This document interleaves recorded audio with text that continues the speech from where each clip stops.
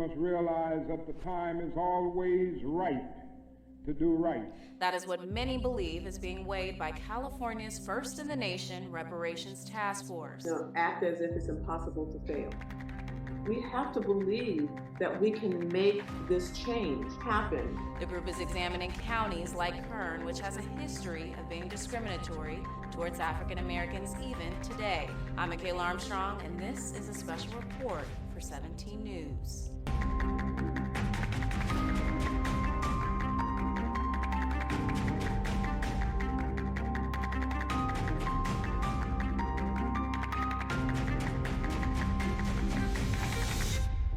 The task force is studying how the state might calculate financial compensation for reparations to California descendants of enslaved African Americans.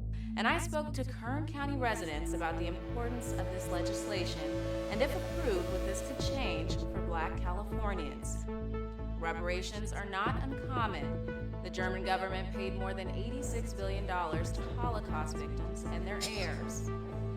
In America, the Civil Liberties Act of 1988 gave more than 82,000 Japanese Americans $20,000 each in reparations and a formal apology by President Reagan for their internment during World War II. This action was taken without trial, without jury.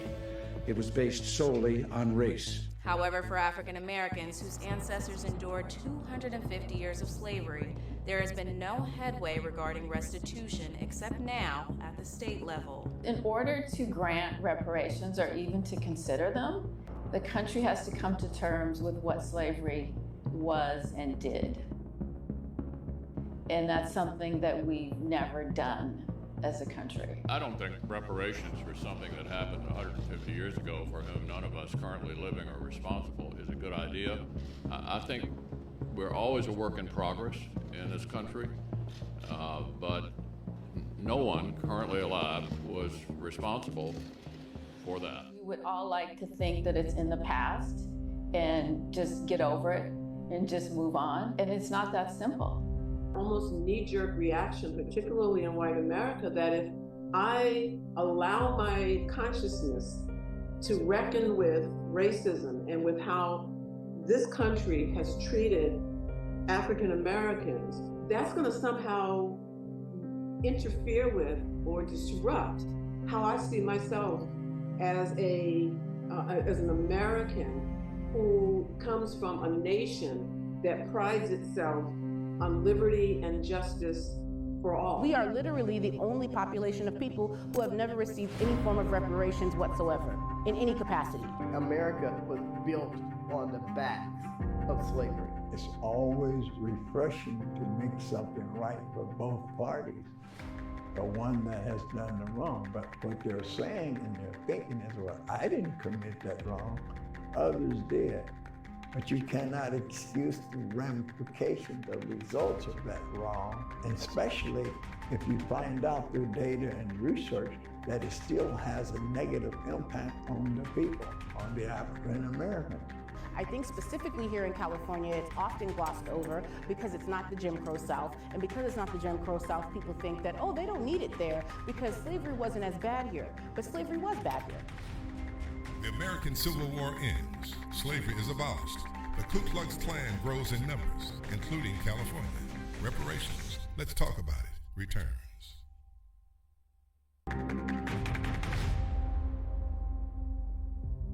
Though California joined the Union as a free state in 1850, the state has a far more complicated history. According to the California Historical Society, when the gold rush hit in 1848, white Southerners came to the state with hundreds of enslaved Black people. Many white Southerners made their fortunes on the back of this free labor, amassing over $3,000 in personal property, wealth equivalent to more than $114,000 today. Those fortunes grew when state lawmakers passed a law in 1852 that any Black person who had entered California as an enslaved person before statehood was the legal property of the slaveholder who brought them. The Reparations Task Force estimates that despite California's anti-slavery constitution, about 1,500 enslaved Black people lived in the state in 1852. Yet that fact is missing from most historical accounts, and many are surprised to learn this took place in the state. No one kept records of that. For instance, when Dr. Martin Luther King first came here, I marched with him. There's no record of that.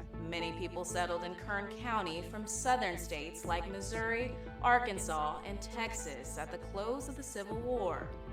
It brought back the look of Louisiana, in which I was born, with that migration to work the fields in Bakersfield, California, Kern County, where I became a competitor and a hard worker, picking over 500 pounds of cotton and picking over 40 sacks of potatoes a day. However, according to histories by California State University, Bakersfield, blacks' arrival in the county caused a problem for poor whites. The poor white people didn't want to work in the field with the black people. So poor whites pressured landowners to get rid of the blacks.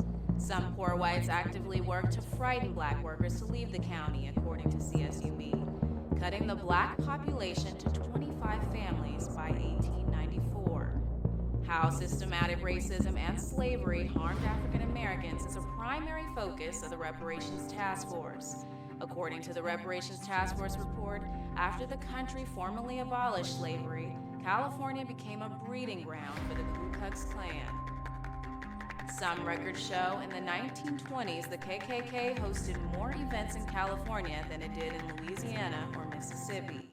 For example, according to Cal Matters, Kern County Klansmen routinely beat and kidnapped black and Latino residents in the 1920s. That's racism. That's how deep it was. It's still systemically deep, and it's something that takes the soul of individuals and the nation at task. Black America continues to move into Kern County. Racism lives in many neighborhoods throughout our community. Local leaders share their stories of the past and the present. Reparations. Let's talk about it. Returns.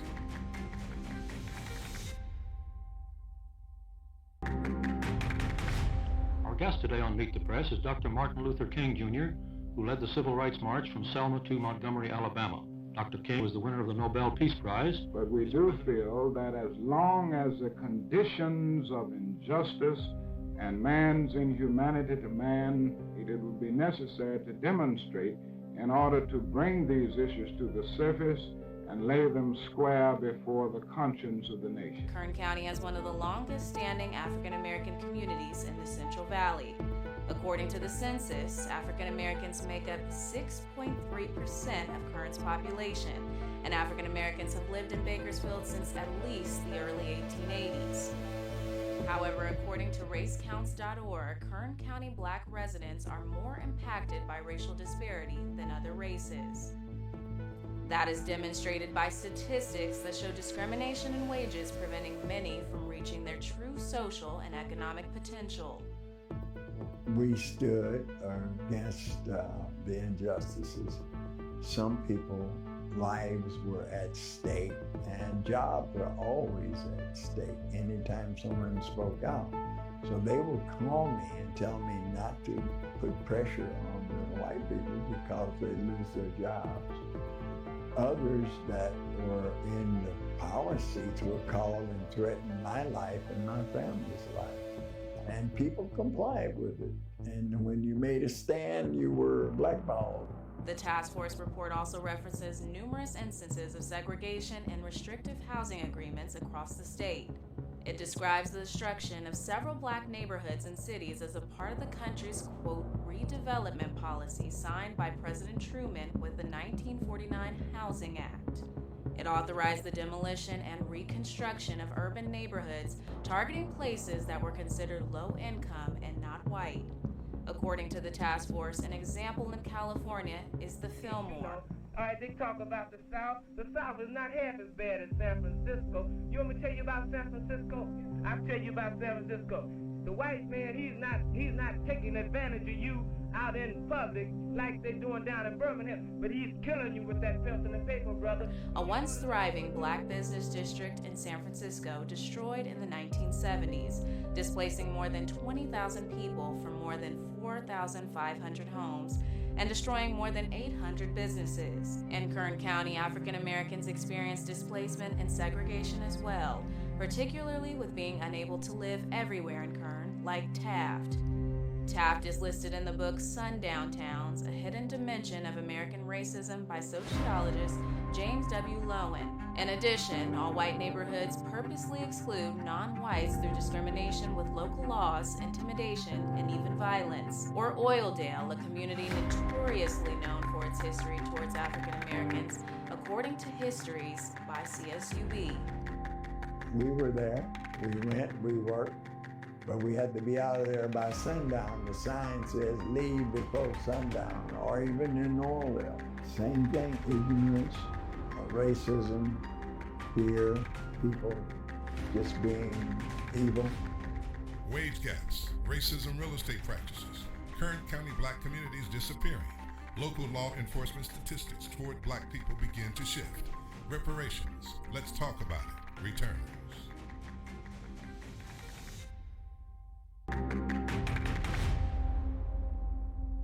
The strangest part about it is everybody here keeps going. Every one of them must know deep down there's very little chance that what they want will be given anytime soon. In a California State University Bakersfield study, racist real estate agents among lending institutions prevented many African Americans from purchasing certain homes well into the 1960s, leaving blacks with a mortgage rejection rate of 38.7% in the county and the lowest home ownership rate of 33.1% as of 2020, according to racecounts.org. They were not playing on a level playing field. You know, there was a lot of closed doors. My parents had a very difficult time telling me about being turned away from restaurants and the redlining and only being able to buy property in a certain part of town. It's painful.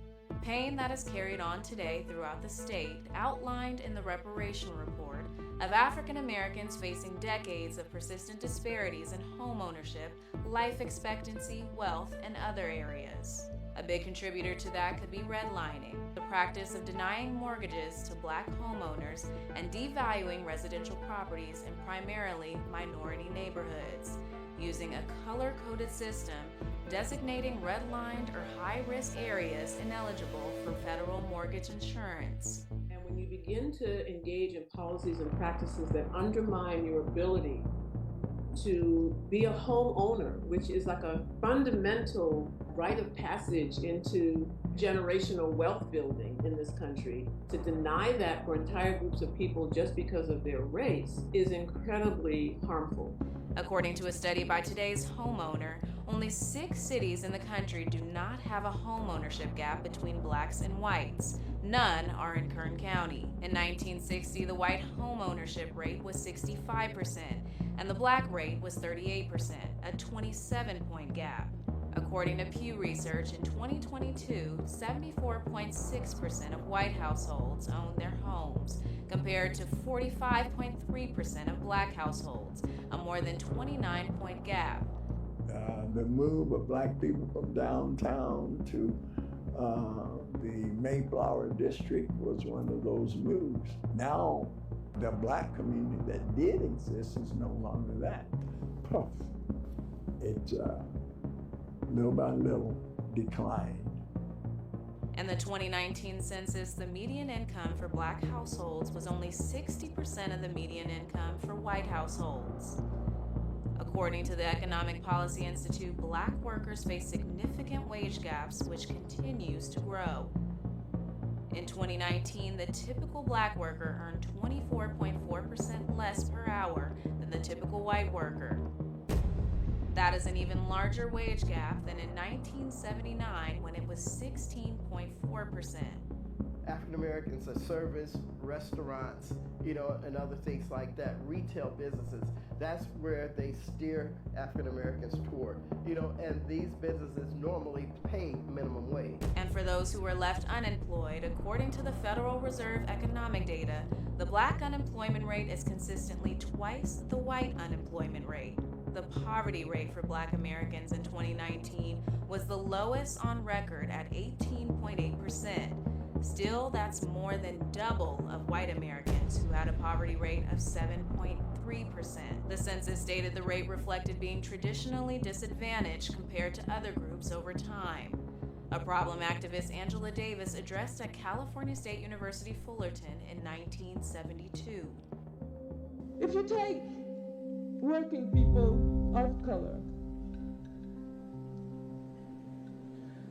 and if you compare the wages which we receive to the wages which white workers doing the very same jobs, and I'm using government statistics that the government has given us, you find that there is a $28 million differential just because of the existence of racism. And that's a lot of money, because we could buy a lot of houses and build a lot of schools and a lot of child care centers and a lot of the things that we need in the ghetto and the barrio with that $28 million. According to medical research, black Americans have a lower life expectancy than white Americans, due partly to the discriminatory practices of denying services to people based on their race. In Kern, blacks are expected to live 70.7 years as opposed to nearly 75 years for their white counterparts, according to racecounts.org. Black people, who account for 13% of the U.S. population, accounted for 27% of those fatally shot and killed by police in 2021. According to Mapping Police Violence, a nonprofit group that tracks police shootings. That means black people are twice as likely as white people to be shot and killed by police officers. Also, black Americans are imprisoned at a rate roughly 5 times the rate of white Americans. In Kern County, blacks have the highest arrest rate per youth under 18 at 31.8 per 10,000 youth, and blacks have the highest rate of civilian injuries by law enforcement at 6.7 per 100,000 people, according to Race Counts. And in a California health interview survey ranging from 2011 to 2020, only 20,000 black adults in Kern County felt safe in their neighborhood. What do reparations mean to Kern County? The economic impact for the black community and America. How soon could a change be made? Reparations, let's talk about it, concludes when we return.